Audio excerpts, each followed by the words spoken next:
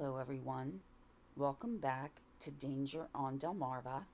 My name is Rhonda Franny Jefferson, and thank you for taking some time out to listen today.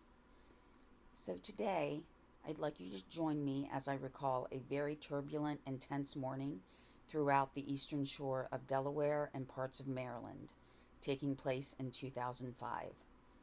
While the day started as any other, it quickly devolved into fear, dread, and worry as a gunman drove through two states, shooting indiscriminately at people, pets, and objects. Allison Lamont Norman and his brother Shane Deshields had a difficult childhood, and with two defining crimes, they decided their fate. This podcast reflects my personal interest in true crime, disasters, and tragedies, and more importantly, the exploration of how or why an event occurred to try to understand the reasoning behind the acts and decisions of others. I mean, no disrespect to any parties mentioned in the podcast. I have obtained facts for this episode through all publicly available sources from the internet, YouTube, and any other documentaries available.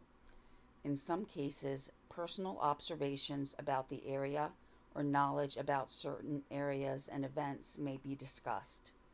This podcast is produced for informational purposes, and as I have gleaned the information from publicly available sources, I cannot guarantee that everything involving accuracy, completeness, or validity.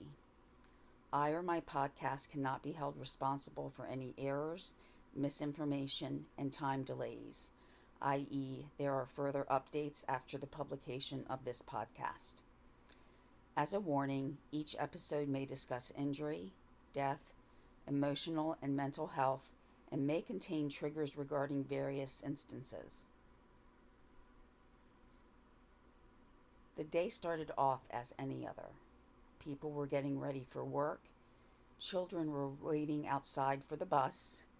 There was a little bit of cool air in the breeze. It was still early spring, so this could be expected on some mornings. Parents and caregivers thought about whether or not the child would need a coat. I wonder if Jamel Weston was thinking about this as he dropped his nephew off for the bus stop at their apartment complex. My day was also starting normally. Sometime between 8 and 8:30, though, my cell phone rang. This was 2005. Cell phones were not as they are now. My phone was quite clunky if I compare it to what I have today. So those times were different. I did not have Bluetooth, but I did have a way to plug in a headset, so that's how I answered the call. It was from a coworker. While I was not best friends with any of my coworkers, we still had a pretty fair relationship. However, I did not expect a call from her this early in the morning. So I answered, and she asked where I was, which was a surprise because I wasn't running late or anything. I let her know where I was, and she told me to be careful. She said that she had heard someone was shooting up Route 13, which is one of the main thoroughfares through Delaware. She did not know if the shooter was going north or south, just that shots were being fired. She told me the location where the shooting that she heard about had occurred, and this was only about 4 minutes from my house. At the time of the call, I was sitting in a turn lane off the aforementioned Route 13, and at that point was only about 3 minutes from the shooting. I wanted to get across Route 13 as quickly as possible, and it seemed like the cars that were in my path were moving at the speed of a snail. As soon as I saw a break in traffic, I went across and felt some relief. Outside of Carville Gardens Apartments in Laurel, Jamel Weston had just dropped off his nephew to wait for the bus. Though I cannot find it in any currently available articles, I recall at the time hearing that he had gone back to get his nephew a jacket, but I've not been able to verify this with any currently available sources. Mr. Weston and his cousin Marcus Cannon were at the apartment Allison Lamont Norman had just dropped off his girlfriend's daughter at. He motioned for Weston and Cannon, and they started over. Norman shot Weston in the face, which ultimately would be fatal. Cannon was shot in the arm and was able to run. Norman was also in a stolen car. Okay, so a lot has changed since 2005, but my cell phone would be labeled as archaic, so I wouldn't really know more until I was at work. I couldn't keep track of it through any apps or pull over to check the status of anything. So I was on my way to work at a bank with a man with a gun driving through my state, and we didn't know what direction he was going in. Not far from Carvel Gardens' apartment was, for lack of a better term, a very small strip mall. Truly, I've only ever seen it as a furniture store. I can't even tell you if there are any other stores that are steadily there. There are other spaces, but I've never really seen a business last there other than that furniture store. But a newspaper article did describe it as a shopping center. Either description would be generous. But at this time, a 45-year-old man named Anthony White was at that shopping center. Little is really said about him in the articles that I found archived, but it seems like he approached Norman, possibly looking for a ride. He was shot in the stomach and leg. As information is a little harder to find on this, I'm going by some memory. I believe that I read that he had to crawl to try to get help. It was early in the morning, and there weren't many people around. Thankfully, he did receive the help and was in stable condition by the end of the day. As many people were, I was still on my way to work, feeling a little nervous, or a lot, the whole way there. The gunman started to move south. This was the opposite of my direction. Still, I couldn't imagine what the victims and families were going through at that time. Unfortunately, a few years later, I would know, but not knowing that, at this time, I was worried for all of the families involved. Also at that time, I did have 2 family members in law enforcement. He was heading in the opposite direction of the cities that they worked, but I still worried about all the people in his path and those who would need to apprehend him. Next on Norman's list was the small town of Delmar, a town that just this past week in 2021 has experienced tragedy. You wouldn't expect this much violence in a relatively small town. Norman fired his gun indiscriminately, bullets flying as he drove through Delmar. He did not hit anyone, but a bullet barely missed a sleeping child. I'm a mother now. I think that I would be in shock if I came across something so dangerous so close to my child. I think that throughout the states of Delaware, and as he was driving south, Maryland, people were attached to TVs, radios, and were refreshing the news online. As if things could not get any worse, he now entered Salisbury, Maryland. Salisbury was much more densely populated by both residents and businesses. Even if one did not live in Salisbury, there was a higher percentage of day traffic in the area. He continued to shoot, not caring what was in his way. But he must have realized that police and eagle-eyed civilians would be looking for his car. As Norman had just finished shooting at people and even animals, he saw a man in a vehicle. This was very close to 2 elementary schools. Witnesses said that it looked like Norman and the driver argued before Norman shot him. 28-year-old Davendale M. Peters did not make it. Just in the few episodes of this podcast that I've done, I've noticed that when more than one person is killed, the names and information about the victims seem to disappear or become harder to find. In the Amoco explosion that I covered in the last episode, I had to search for names, and never found them listed in an article. In some follow-up remembrances, the name of one or two victims would show up, or possibly there was a retrospective article that they would appear in, but nothing more. In this incident that I'm covering today, we do have the names of many of the victims, but there's not really any information on them, and I had to hunt for those names. At the time, I heard information about them by word of mouth, but in what I'll say is rumor, so I don't want to state it as even a possible fact. I've tried to search for more information, but either it's not accessible or possibly wasn't there in the beginning. The lack of information on the victims is a tragedy in and amongst itself. So in Salisbury, he also shot two women on top of Mr. Peters. One had severe injuries. Again, a name was not provided in most articles, but I did find one that identified the two women as Carla Green and Marcia Henderson. An article did say that one of the gunman's victims that day survived but was paralyzed. Shortly after this, a citizen called the police to say that they had spotted the gunman. While I can't say for sure whether or not things may or may not have been embellished in the heat of the moment, rumor around Delmarva was that the caller was ducked down between cars as he or she was calling. The gunman was caught after a brief foot chase.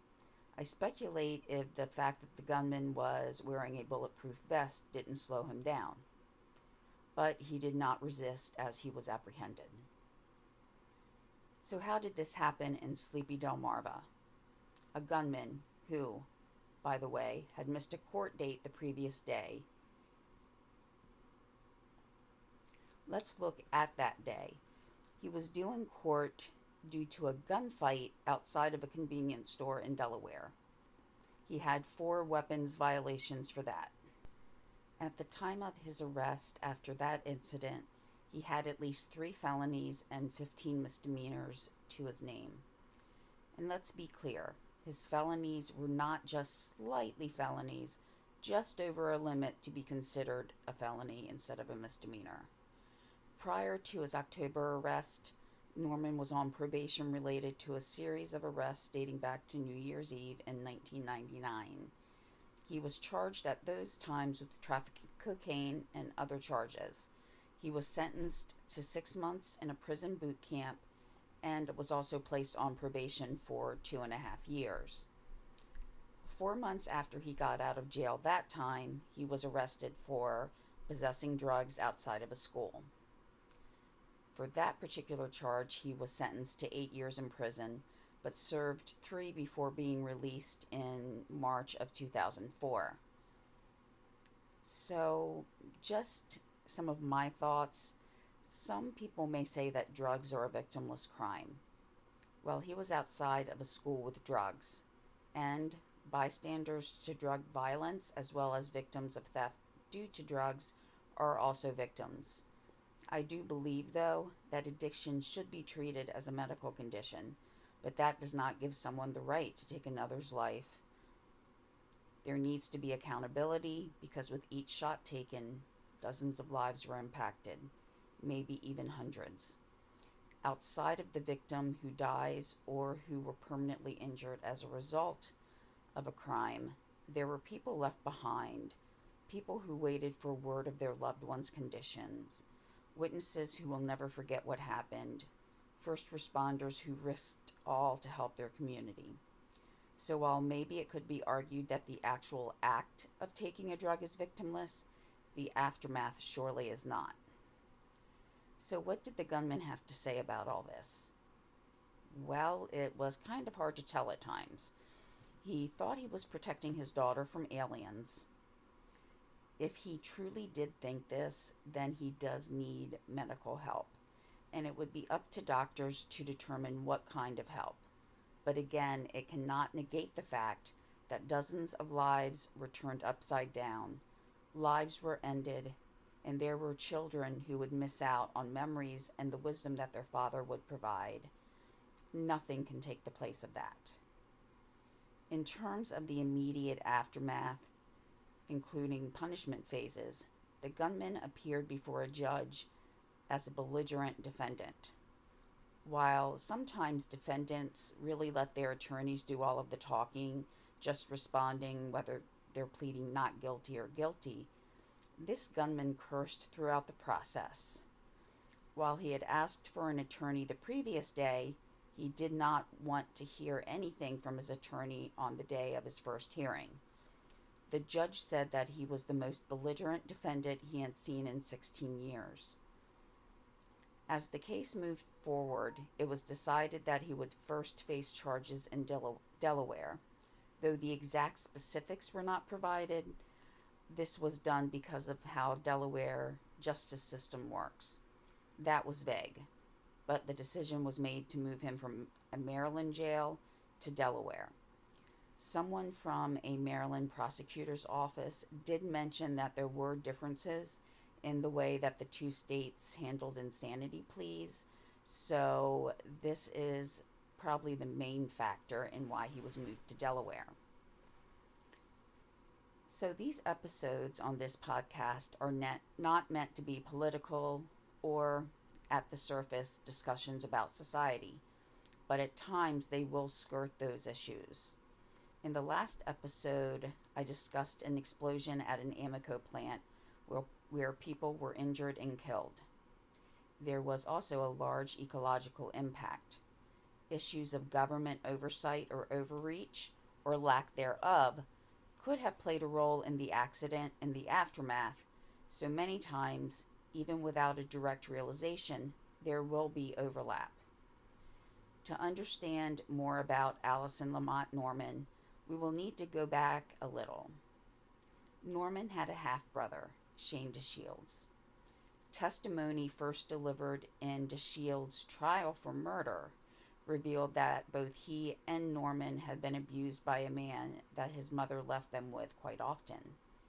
Shane is serving a life sentence for a murder of a teenager in April 2003, so about 2 years prior to this. So first, no matter a person's history of abuse, that does not give them the right to injure or kill someone else. There is no excuse for the actions of either brother, but if we are to try to understand why decisions were made by either brother, whether at the specific time of the crime or even earlier where it led to the commission of the crime, we need to take a look at their history. There is no doubt that the trauma of the abuse left both brothers scarred, and someone failed them. Without being able to go back in time and see everything, I can really just say someone failed them. The mother may not have known. We don't know.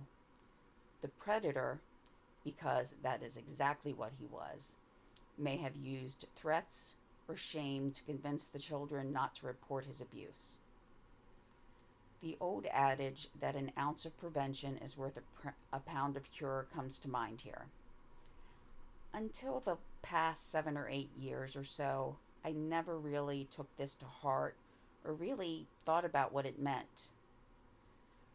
But I do want to set a stage for both this episode as well as future ones to show a cause and effect. So, to put this in perspective, let's look at something we deal with every day, or at least many of us do: driving. Over the course of a little over 100 years, there have been innumerable advances in the automotive industry, from cars that had to be cranked to be started to cars that almost drive themselves. So please bear with me. I do tend to be very analytical, but these things will connect. So as cities grew and the automobile became more economically feasible to the middle class, there were accidents that people learned by.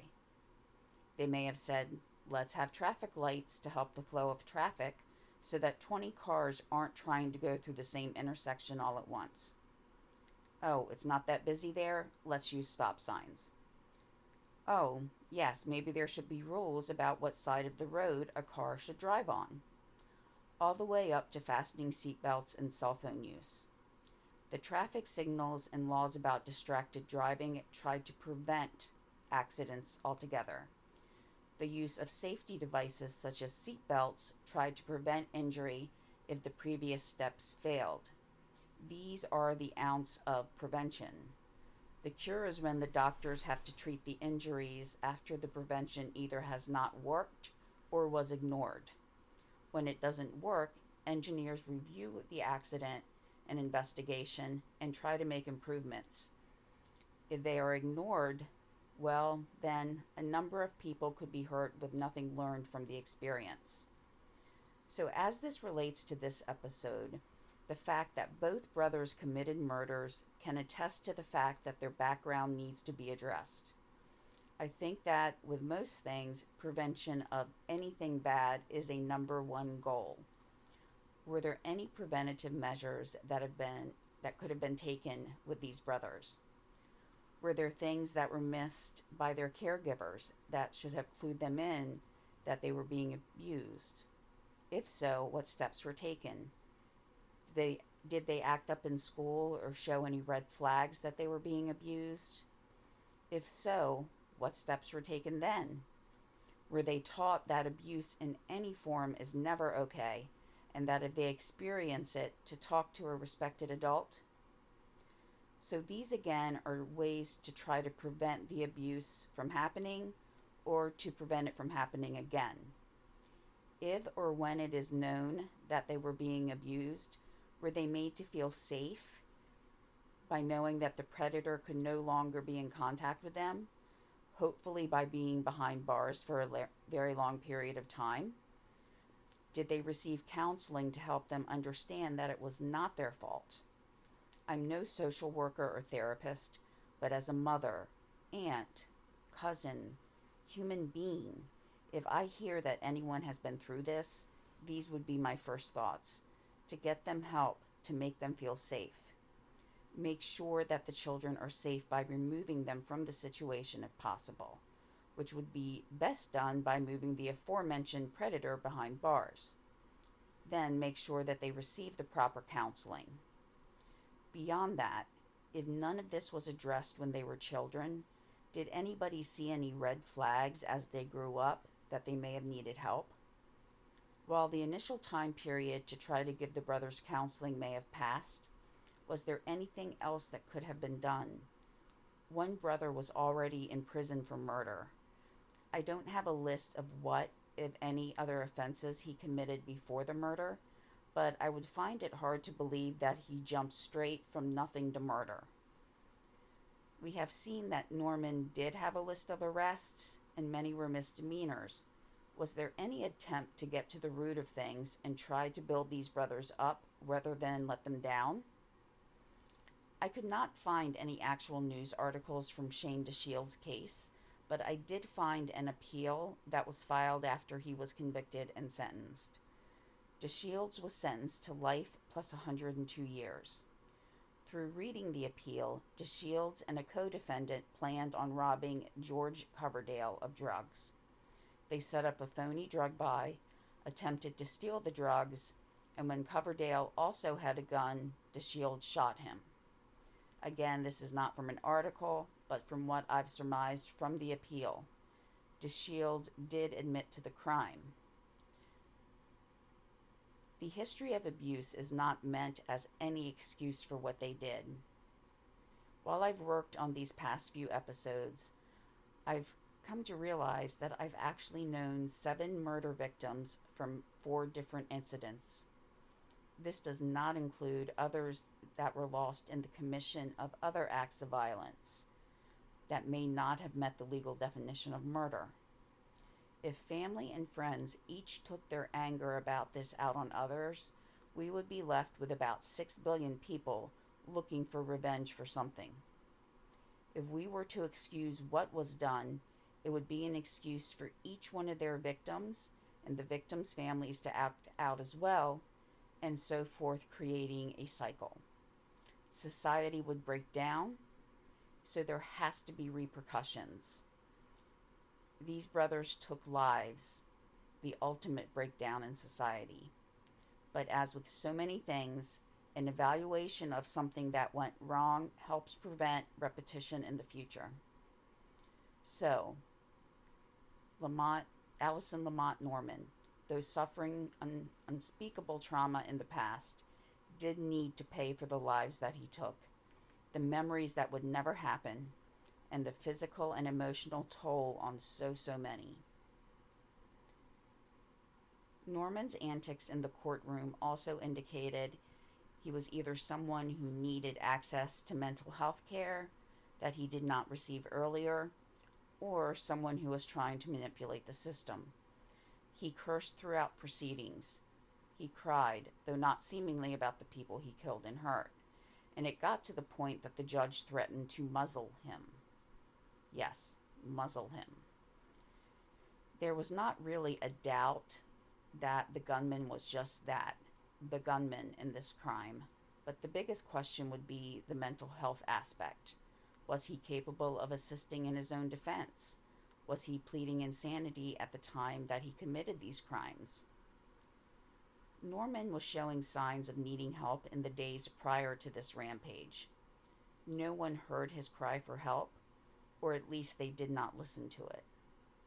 There were some reports that, for lack of any other decent way to put this, he was partaking of his own body waste, that he put his head in a toilet, that he was on the floor crying, repeating, help me, and moaning.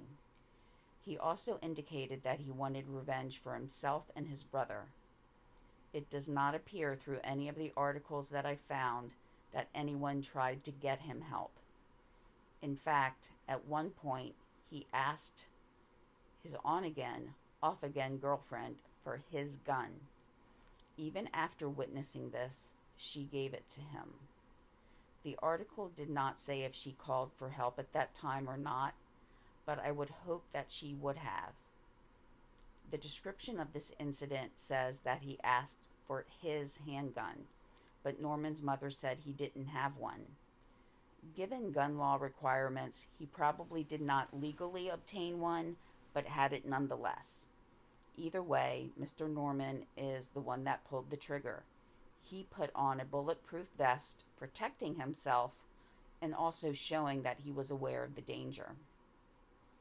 Some have speculated that he was trying to prove to his family that he was worthy to win them back, or that he was trying to protect them.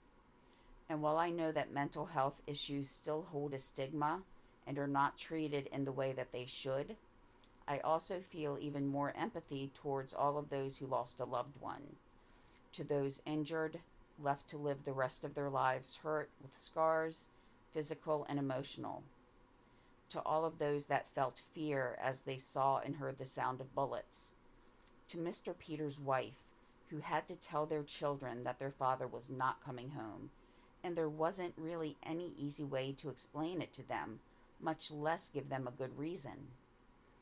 Through the hurt of these two young men, so many more lost something. Some lost everything. They caused an even bigger pain, if you will. It was felt across Delmarva, with people fearing for their loved ones until they could get in touch with them, or fear because they found out their loved one was, in fact, a victim. So what happened to Mr. Norman? Initially, he was sentenced to death, but he later appealed, with his biggest issue being that testimony from a doctor should not have been allowed, that they could not use the factor that he committed multiple murders because they happened in other states, or another state. And in that state, he did not meet the definition of murder.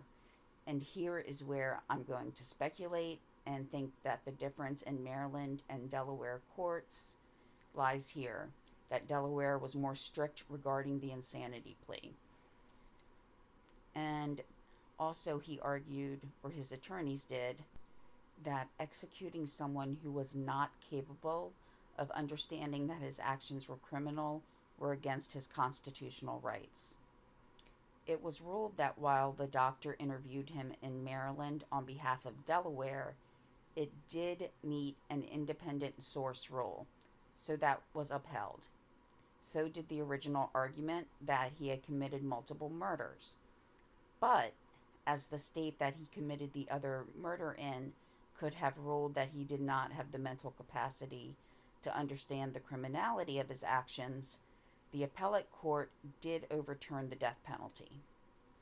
After reviewing the decision and speaking with the victim's family members, the state of Delaware decided not to seek the death penalty again, not wanting to put everyone through that anguish again.